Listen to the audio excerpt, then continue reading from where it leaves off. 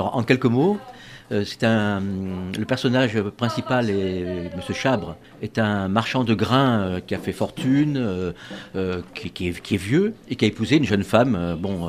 Il a épousé une jeune femme comme à l'époque on épousait une jeune femme, c'est-à-dire que les parents l'ont marié avec Oui, voilà. un monsieur riche. Et puis, Monsieur Chabre est très étonné parce que lui qui a su gagner beaucoup d'argent, etc. et tout, eh bien, n'arrive pas à avoir d'enfant. Et qu'il est un petit peu insuffisant. Hein. Ouais. Et comme il dit, un peu trop économe sur l'oreiller. Alors, son ami docteur lui conseille d'aller à Étretat manger des coquillages. En lui disant, en fait, c'est pour se débarrasser de lui, que s'il mange beaucoup de coquillages, pour avoir un enfant, ça va être le secret.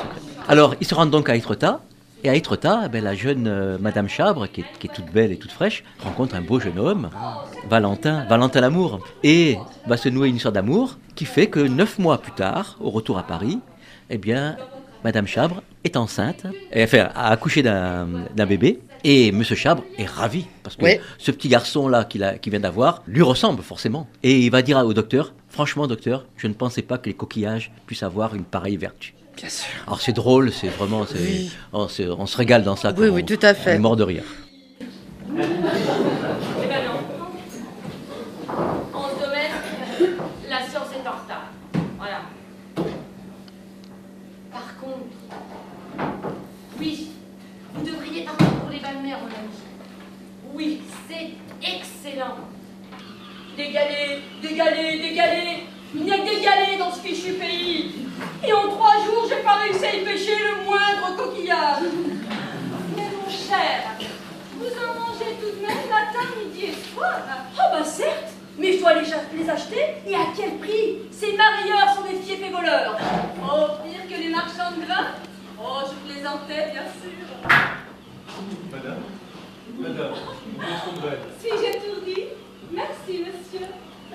Monsieur Valentin Lamour. Valentin Lamour. Eugénie Chabre. Et moi, Augustin Chabre. Ou son mari? C'est ce que j'ai dit, non? Oh, que vous êtes obligeant, cher monsieur Lacour. Lamour! Enfin, monsieur a dit qu'il se nommait Valentin Lamour. Et quelle chance pour moi de vous avoir rencontré. Tout le plaisir est pour moi. J'y pense. Peut-être aimeriez-vous que nous croisions au large des trottoirs sur mon voilier demain et que nous nous baignions sur une plage plus sauvage. Oh non. J'ai le mal de mer et je ne sais pas nager. Je me contenterai de la pêche au coquillage avec vous, jeune homme. Oh, mais voici! Enfin, si vous voulez bien de moi comme équipière, monsieur Lamour. Et comment? Mais madame, vous n'avez pas... Ah, Augustin!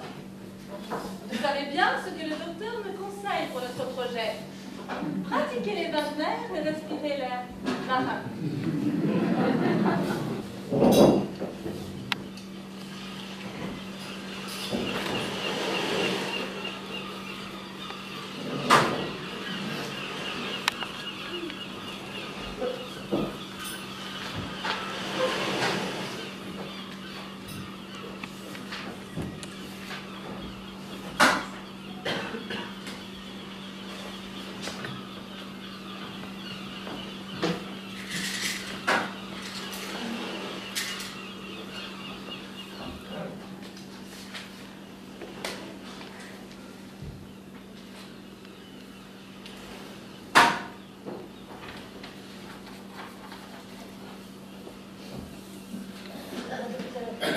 Je n'avais jamais vu Eugénie aussi belle avec un aussi beau teint de pêche. Oh, je fais des calembours sans le savoir, monsieur Jourdain. Sans doute les croisières avec ce charmant jeune homme, ils sont-elles pour quelque chose? Lyon est la panacée universelle pour les femmes. Oh, c'est connu depuis longtemps. Depuis longtemps? Oui. La déesse Vénus n'est-elle pas née de l'onde? Et pour la fécondité, vous persistez à... Je vous le garantis.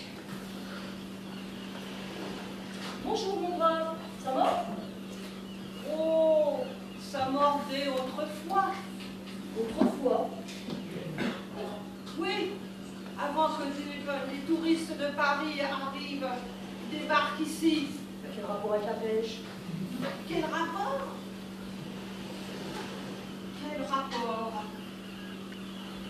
Eh ben, c'est bon, monsieur.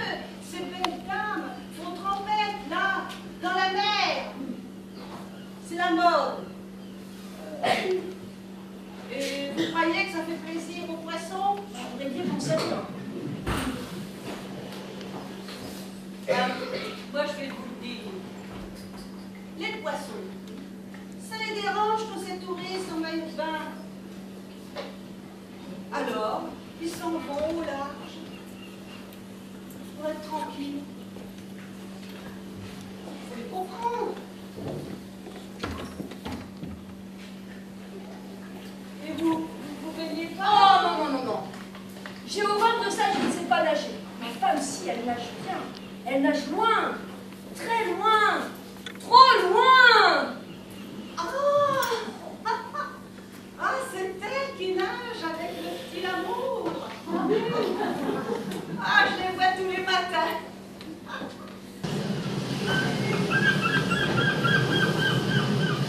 Chic alors, le vent se lève. La marée va être exceptionnelle. Par où passe-t-on? On dit vitesse tout droit? Oh, à gauche, Augustin. Mais il y a des trous, je les sens. Valentin, venez me donner la main. Passez à droite, monsieur Chabre. Mais je À sais pas droite. nager, moi. Ah, courage, Augustin. Sinon, vous allez rater votre rendez-vous avec les arapèdes. La mer continue de descendre. Je n'ai jamais vu une si belle marée d'équinoxe. Oh, vous êtes sûr qu'elle descend? Oui, monsieur Chabre, j'en suis sûr. Je réponds de votre sécurité, faites-moi confiance. Oh, quel spectacle grandiose. Oh, quelle splendeur. Oh, ne serions-nous pas sur une autre planète? Oh, la tempête se renforce. Je sens le vent entrer par tous les pores de ma peau et l'écume vient baiser mes lèvres. Je suis jaloux du vent et de l'écume. Vous me préviendrez quand la mer remontera. Je suis pas tranquille. Et toujours pas d'arapède non plus. Oh, faites donc confiance à Monsieur Lamour, mon ami. Monsieur Chabre peut m'accorder sa totale confiance. Valentin, je sens en moi comme une étrange émotion, comme une vague de sensations, une marée de frissons. Cette même marée monte en moi, chirurgien. Regardez! Hé! Regardez! Mais regardez donc, là devant vous! Le rocher de la grotte! Mais regardez donc, qu'en pensez-vous? Et là! Comment ça fait votre fille de parapède? Hâtez-vous, monsieur Chabre, avant que la mer ne remonte.